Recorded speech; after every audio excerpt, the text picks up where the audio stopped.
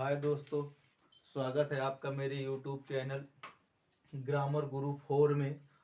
रोज दिन प्रतिदिन आपके लिए एक नई स्टोरी लाई जा रही है। उसी ढंग से आज भी आपकी एक नई स्टोरी लाई गई है, हाई स्कूल के अंसाल्व से है।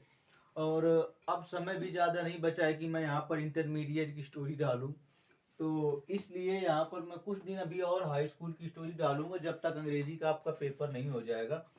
अंग्रेजी का पेपर होने के बाद फिर मैं हाई स्कूल का नया सिलेबस चालू करूंगा, शुरू से लेके आपके active voice passive wise.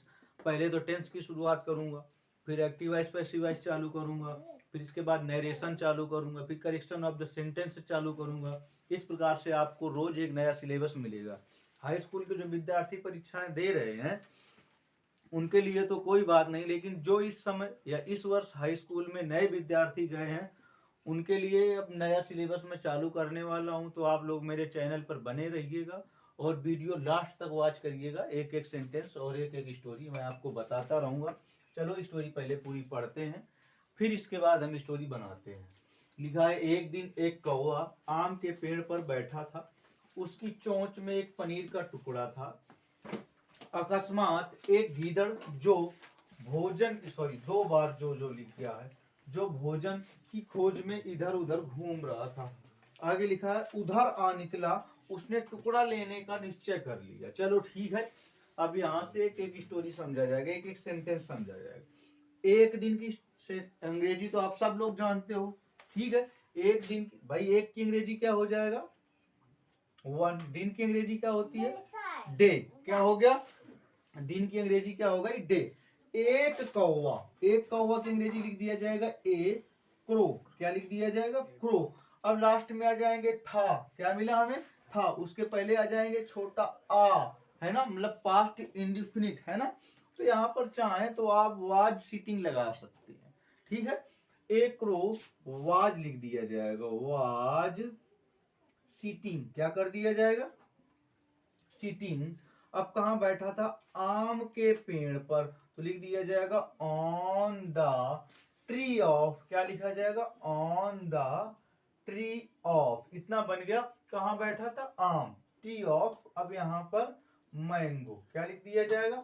Mango. आप ऐसे भी लिख सकते हो, या तो आप ना लिख के ऐसे मैंगो ट्री कर सकते हो। ऑन द, क्या लिख सकते हैं? Mango tree. ये ज्यादा उचित रहेगा और आसान सा रहेगा, सही रहेगा।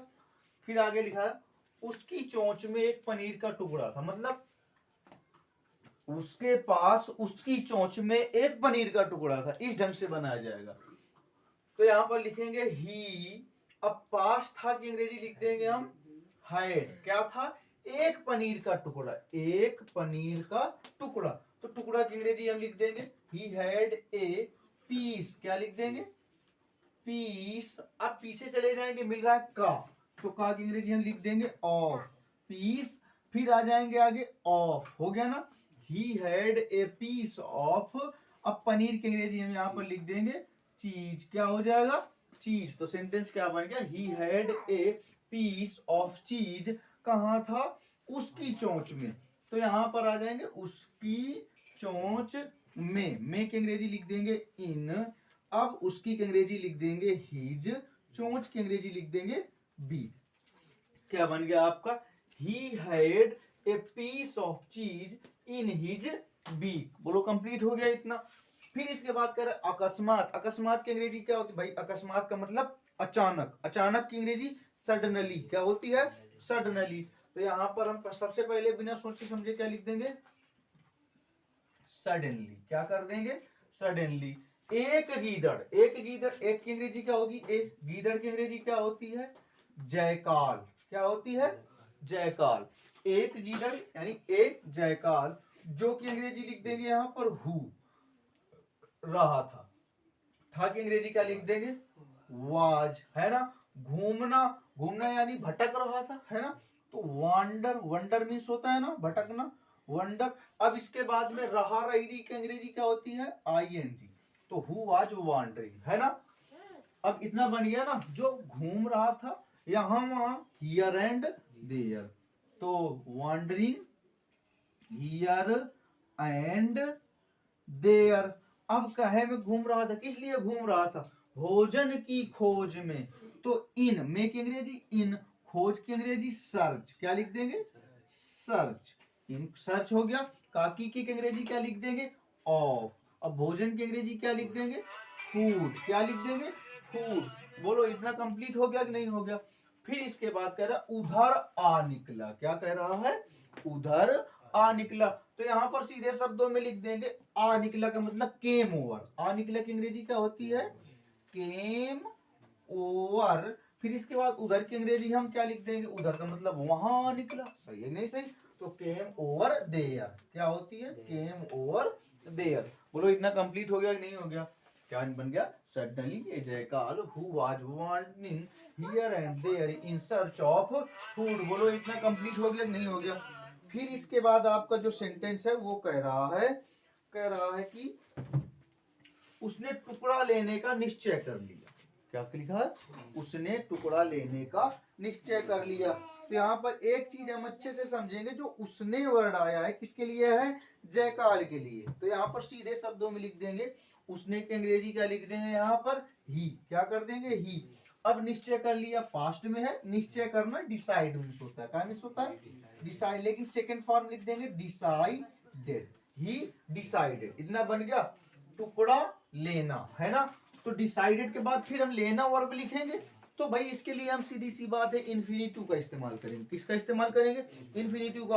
अब एक बात समझ लेना, जब कभी भी एक वर्ब हम लिख चुके होते हैं, जब उसके बाद हमें पुनरावृत्ति रिपीटेशन ऑफ द वर्ब करना होता है, तो वहां पर सीधी सी बात है हमें उसका वर्ब का इन्फिनिटिव प्रयोग करना होता है। ठीक है? और इन्फिनिटिव जब बनता है जब आप V1 के पहले टू का इस्तेमाल करते हैं। किसका प्रयोग करते हैं?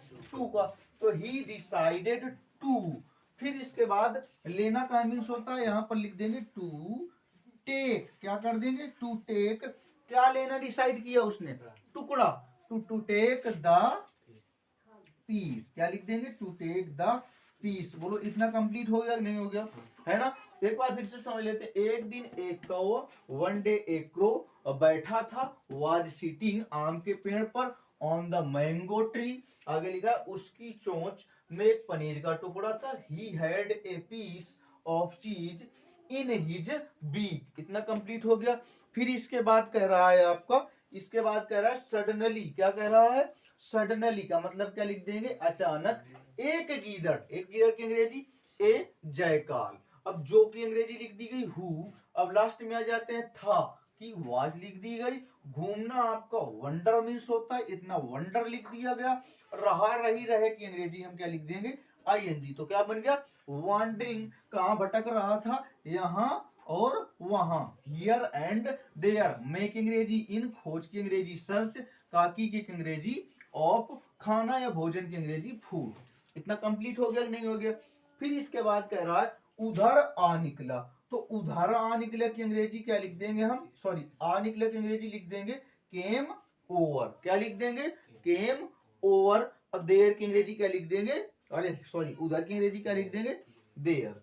फिर उसने की अंग्रेजी क्या लिख देंगे? ही। अब आगे लिखा है निश्चय कर लिया। निश्चय करना का मीन्स होता है भैया डिसाइड मीन्स होता है, तो लिख दिया ना डिसाइड। अब पास्ट इंडेफिनिट में है तो डिसाइडेड। मैंने बताया ना जब कभी वर्ब को एक साथ में लिखना होता है तो इंफिनिटिव बना दिया जाता है, टू टेक द पीस। इस प्रकार से तुम्हारी स्टोरी कंप्लीट हो गई है। तो धन्यवाद दोस्तों। स्टोरी आप लोगों के सामने मैं बहुत ही अच्छे से अच्छे और सिंपल से शब्दों के साथ में स्टोरी बनाने का प्रयास कर रहा हूँ। और जो हाई स्कूल के अभ्यर्थी हैं, मैं उनको बहुत ही आसान शब्दों में अपनी स्टोरी और अपनी लैंग्वेज बताने की कोशिश करता हूं, ताकि छात्रों को बहुत ही आसान भाषा में समझ में आ सके। और यदि वीडियो पर कोई नया है तो चैनल को सब्सक्राइब जरूर करिए। धन्यवाद दोस्तों।